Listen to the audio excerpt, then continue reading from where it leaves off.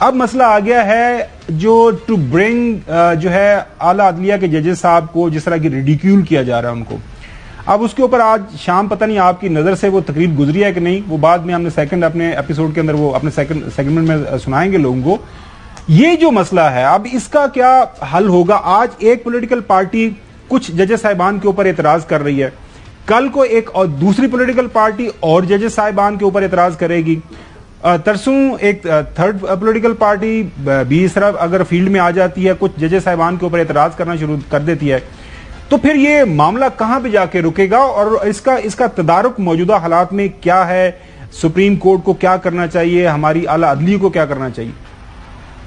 سر دیکھیں, یہ بات ریلیٹ کرتی ہے ہمارے لا کا ایک کانسیپٹ ہے جس کو بائس ہے, اور جب بائس الیج کی جائے کسی جج کے اوپر تو وہ صرف بائس کا ایلیگیشن نہیں ہوتا, اس میں قانون یہ کہتا ہے کہ سبسٹینشلی پروون ایک مٹیریل ہونا چاہیے جس کی بیسس پر آپ بائس الیج کریں. دوسرا, بینچ بنانے کی فارمیشن جو ہے وہ میں نے آپ کو بتایا چیف جسٹس کا اختیار ہے. کسی شخص کے پاس یہ اختیار نہیں ہے کہ وہ آبجیکٹ کرے, آبجیکشن ریکارڈ کرے, آگے اس فاضل جج کا اپنا معاملہ ہے کہ وہ اس کو اپنے آپ کو ڈس ایسوسیٹ کرتا ہے, ریکیوز کرتا ہے یا نہیں کرتا.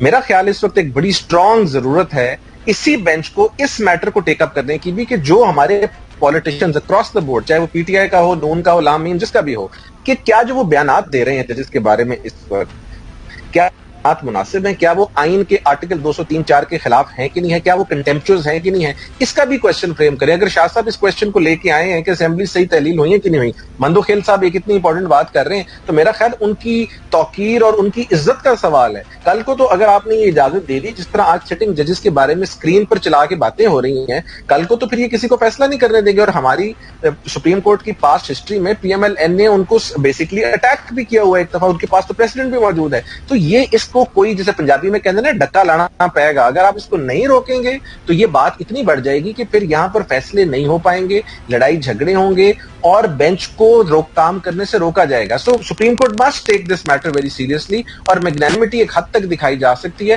بٹ اگر اگلا گالیوں پر آ جائے تو then that person must be taken to task. اور کوئی بھی ہو, یہ ڈکا پھر کس طرح لانا ہے, تسی سوال پوچھ لو.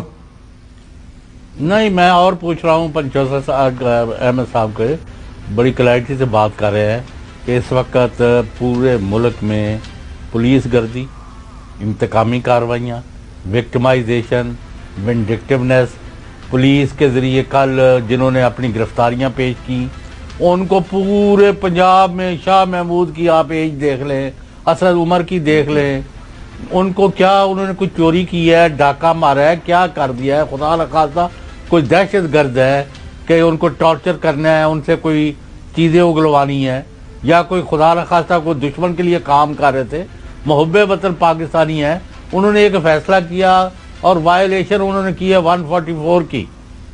جی زیادہ سے زیادہ آپ ان کو ڈیٹین کرتے, بلکہ ہونا یہ چاہیے تھا کہ یہ نگران حکومت ہے, اس کے متحد تو پولیس کو چاہیے تھا کہ ان کو جا کے وہاں سے چھوڑ دیتے, بھائی آپ بس کریں, آپ نے اپنی گل ویا لی ہے, نو گو بیک. تو آج ان کو سارے پنجاب میں دھکے مار مار کے لے کے جا رہے ہو, یعنی اس کا کیا نتیجہ نکلے گا؟ وہ چاہتے یہ ہے کہ پاکستان کے لوگوں کا اپنی عدالتوں پر, اپنے اداروں پر, اپنے انتظام پر بالکل ان کا جو اعتماد ہے وہ ختم ہو جائے, کسی کو کوئی یعنی امید نہ رہے کہ میرے ساتھ اگر زیادتی ہوئی تو کوئی عدالت ہے, کوئی فورم ہے, وہ اس کا نوٹس لے گی اور روکے گی. ابھی ان لوگوں کے ہاتھ نہیں توڑے جا رہے, اور آپ کس طرح سمجھتے ہیں نگران حکومت کو یہ کس نے اختیار دیا کہ ایک سیاسی پارٹی کی ساری قیادت کو آپ لے کے اور ان کو ذلیل کرتے پھرے؟ وہ پنسوتا صاحب, میں اپنے پروڈیوسر صاحب کو اگر کہہ دوں, وہ کل ہمارے پاس ایک ساٹ ہے, وہ مریم اورنگزیب صاحبہ کہ ہمارے پاس حکومتیں بھی ہیں, نیب بھی ہے, پتہ نہیں ہم کیا کیا کریں گے, وہ ساٹ نکال لیں. مین وائل آپ کامنٹ کر دیں ساری صورتحال کے اوپر کہ یہ جو ہو رہا ہے. سر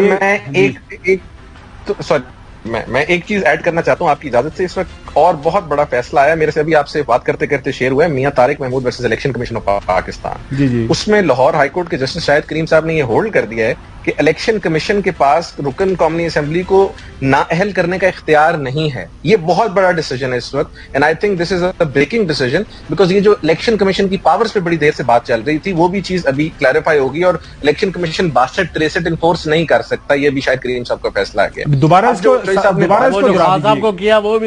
اس کو دہرا دیجیے گا اس فیصلے کو. جی سر، یہ میں پڑھ دیتا ہوں. الیکشن کمیشن کو رکن قومی اسمبلی کو نااہل کرنے کا اختیار نہیں ہے، لاہور ہائی کورٹ نے کہا ہے.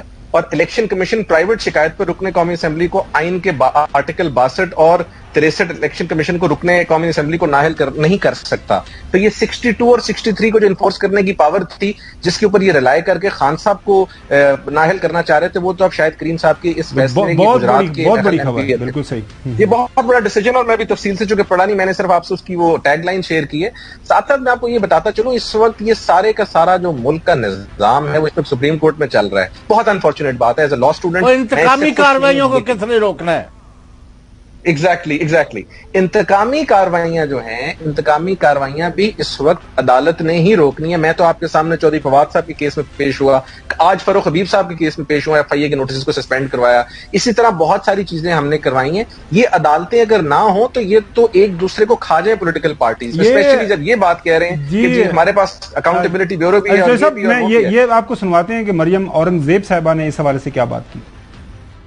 آئے نا، آج باہر آئے، ضمانت پارک سے نکلے، باہر آئے، دے گرفتاری اپنے جرائم میں.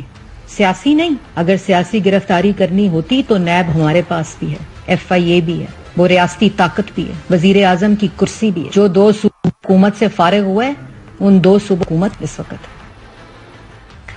ویسے احمد پنسوتا صاحب، یہ جو ایک کیئر ٹیکر گورنمنٹس کا کانسیپٹ تھا، کیئر ٹیکر گورنمنٹس کے حوالے سے بات تھی کہ جب اسمبلی ڈیزالو ہو جائے گی، اب یہ تو ایک بہت بڑا کنفیشن آپ کی نظر میں نہیں ہے؟ ایک سٹنگ پرائم منسٹر جو ہے، پرائم منسٹر کی جو اسپوکس پرسن ہے، فیڈرل گورنمنٹ کی اسپوکس پرسن ہے، وزیر اطلاعات ہیں، وہ یہ بات کر رہی ہیں. سر یہ تو اب ان بیچاروں سے یا کوئی بھی ہے، ان سے چھپا بھی نہیں پا رہے یہ کہ ہم نے جو کہنا ہے وہ بڑا کھل کے کہہ رہے ہیں. پہلے یہ ہوتا تھا کہ ہماری سیاست میں بڑے ڈھکے چھپے اچھے ڈیسنٹ الفاظ میں ایک دوسرے کو ٹارگیٹ کیا جاتا تھا. اب تو لٹرلی گالی گلوچ پر آ گئے ہیں سارے. And it is once again across the board. اب جو محترمہ کی پریس کانفرنس ہے، اس پریس کانفرنس میں تو کلیئر کٹ دھمکی. اور دوسری بات ہے، انہوں نے یہ کیسے کہہ دیا کہ نیب بھی ہمارے پاس ہے. نیب تو اصولی طور پر ایک انڈیپینڈنٹ ادارہ ہے، functioning directly under the constitution. صاحب، آپ نے آفتاب سلطان صاحب کی جو ریسنٹ اسٹیٹمنٹ انہوں نے دی، ایک فیئرویل اپنا ایڈریس کیا، وہ آپ کی نظر سے آپ نے ضرور سنا ہوگا، پڑھا بھی ہوگا اخبارات کے اندر کہ ان کے اوپر کس طرح. بالکل، وہ وائس نوٹ ہے ان کا. جی.